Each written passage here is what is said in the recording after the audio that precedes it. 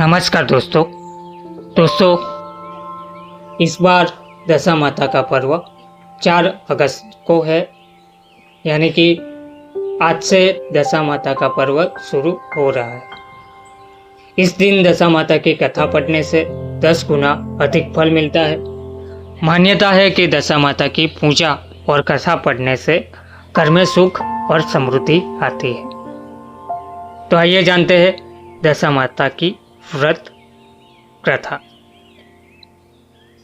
एक राजा था जिसका नाम नल था और उनकी रानी का नाम दमयंती था। वह बड़े प्रेम से राज्य करता था।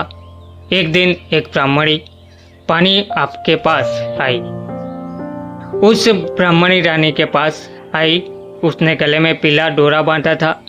रानी ने डोरा देखकर उससे डोरे के बारे में पूछा तो वह बोली, डोरा दशा माता का है, पहनने से सुख संपत्ति अन्न धन घर में आता है।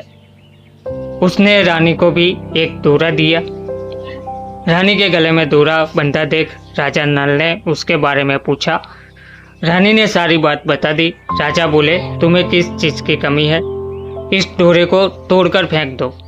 रानी ने देवी का आशीर्वाद कहकर उसे तोड़ने से मना कर दिया, पर राजा ने डोरा तोड़कर फेंक दिया। रानी बोली, राजन, यह आपने ठीक नहीं किया। इसके बाद उस रात राजा के सपने में 2 स्त्रियां आई। उन दोनों में से एक स्त्री बोली, राजा, मैं यहाँ से जा रही हूँ। दूसरी स्त्री बोली, राजा, मैं तेरे घर आ रही हूँ।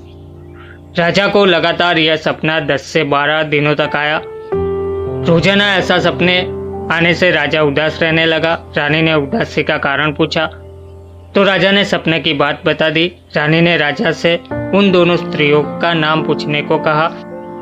तब राजा ने उनके सपने में नाम पूछे तो जाने वाली स्त्री ने अपना नाम लक्ष्मी तथा आने वाली स्त्री ने दरिद्रता बताया। लक्ष्मी के जाते ही सब सोना चांदी मिट्टी हो गया। रानी सहायता के लिए अपनी सखियों के पास गई, लेकिन रानी का बुरा हाल देखकर कोई भी उनसे नहीं बोला। दुखी मन से राजा रानी 5 बरस के राजकुंवर के साथ जंगल में कंदमूल खाकर अपने दिन बिताने लगे। चलते चलते राजकुंवर को भूख लगी तो रानी ने कहा, यहाँ पास ही एक मालन रहती है जो मुझे फूलों की माला देकर जाती थी, उससे थोड़ा छाछ दही मांग लाओ। राजा मालन के घर गया। वह दही बिलो रही थी। राजा के मांगने पर उसने कहा, हमारे पास तो छाछ दही कुछ भी नहीं है। राजा खाली हाथ लौट आया। आगे चलने पर एक सांप ने कुंवर को डस लिया और राजकुंवर की मृत्यु हो गई। विलाप करती रानी को राजा ने धैर्य बंधाया। इसके बाद वह दोनों आगे चले। राजा 2 तीतर मार लाया। भुने हुए तीतर भी उड़ गए। उधर राजा स्नान कर धोती सुखा रहा था कि धोती उड़ गई। रानी ने अपनी धोती फाड़कर राजा को दे दी। वे भूखे प्यासे ही आगे चल दिए। कुछ आगे चलकर राजा के दोस्त का घर आया। वहां जाकर उसने मित्र को अपने आने की सूचना दी। मित्र ने दोनों को एक कमरे में ठहरवाया। वहां मित्र ने लोहे के औजार आदि रखे हुए थे। देवयोग से वे सारे औजार धरती में समा गए। चोरी का दोष लगने के कारण वे दोनों रातों रात वहां से भाग गए। आगे चलकर राजा की बहन का घर आया। बहन ने अपने एक पुराने महल में राजा और रानी के रहने की व्यवस्था की।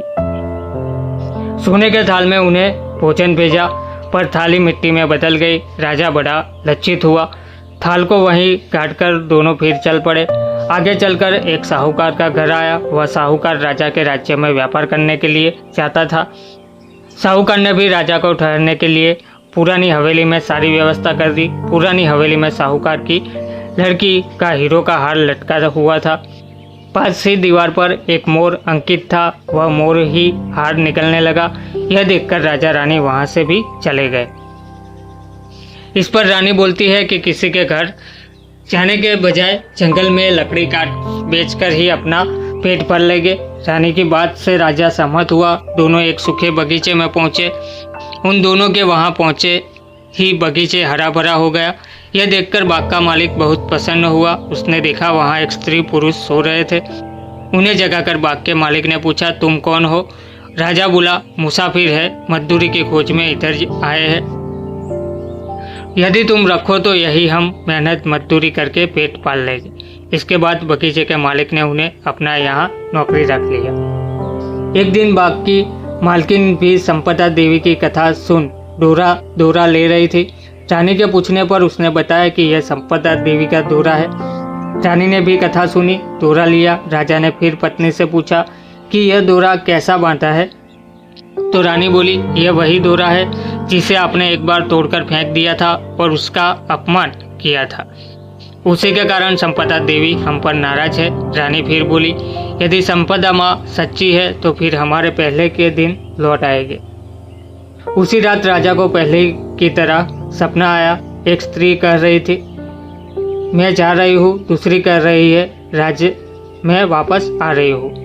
राजा ने दोनों के नाम पूछे तो आने वाली ने अपना नाम लक्ष्मी और जाने वाली ने दरिद्रता बताया। राजा ने लक्ष्मी से पूछा, अब जाओगी तो नहीं? लक्ष्मी बोली, यदि तुम्हारी पत्नी संपदा जी का दोरा लेकर कथा सुनती रहेगी तो मैं नहीं जाऊंगी।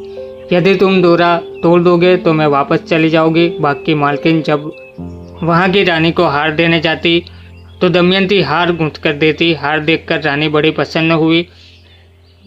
उसने पूछा कि हार किसने बनाया है, तो मालन ने कहा, कोई पति पत्नी बाग में मजदूरी करते हैं, उन्होंने ही बनाया है। रानी ने मालन को दोनों परदेशियों के नाम पूछने को कहा। उन्होंने अपना नाम नल दंपति बता दिया। मालन दोनों से क्षमा याचना करने लगी। राजा ने उससे कहा, इसमें तुम्हारा क्या दोष है, हमारे दिन ही खराब थे। अब दोनों अपने राजमहलों की तरफ चले। राह में साहूकार का घर आया। दोनों वहां साहूकार के पास गए। साहूकार ने नई हवेली में उनके ठहरने का प्रबंध किया तो राजा बोला, मैं तो पुरानी हवेली में ही ठहरूंगा। वहां साहूकार ने देखा दीवार पर चित्रित मोर नौलखे हार उगल रहा था। साहूकार ने राजा के पैर पकड़ लिए। राजा ने कहा, दोस्त तुम्हारा नहीं, मेरे दिन ही बुरे थे। राजा आगे चलकर बहन के घर पहुंचा। बहन ने नए महल में ही रहने की जिद की। जैसे ही उसके पैरों के नीचे की धरती खोदी तो हीरो से जड़ित थाल वहां से निकल आया। राजा ने बहन को वह थाल भेंट स्वरूप दिया। राजा आगे चल मित्र के घर पहुंचे तो उसने नए मकान में ठहरने की व्यवस्था की, पर राजा पुराने कमरे में ही ठहरा। वही मित्र के लोहे के औजार मिल गए। आगे चले तो नदी किनारे जहां राजा की धोती उठ गई थी, वह एक वृक्ष से लटकी हुई थी। वहां नहा धोकर धोती पहने राजा आगे चला तो देखा कि कुंवर खेल रहा था। माँ बाप को देखकर उसने उनके पैर छुए। नगर में पहुंचकर राजा की मालन दूध लेकर आई तो राजा बोला, आज दूध लेकर आ रही हो, उस दिन छाछ के लिए मना कर दिया था। रानी ने राजा से कहा, वह तो तुम्हारे बुरे दिनों का प्रभाव था। इसके बाद दोनों वहां से अपने महल की तरफ गए। रानी की सखियां धन धान्य से भरे थाल लिए गीत गाती आई। नौकर चाकर सब पहले के समान ही आ गए। दशा माता के दौरे का प्रभाव से ही उनको यह सब प्राप्त हुआ, इसलिए सभी को श्रद्धापूर्वक माँ दशा माता की पूजा करनी चाहिए और स्त्रियों को कथा पूजन कर दोहरा धारण करना चाहिए। जय दशा माँ।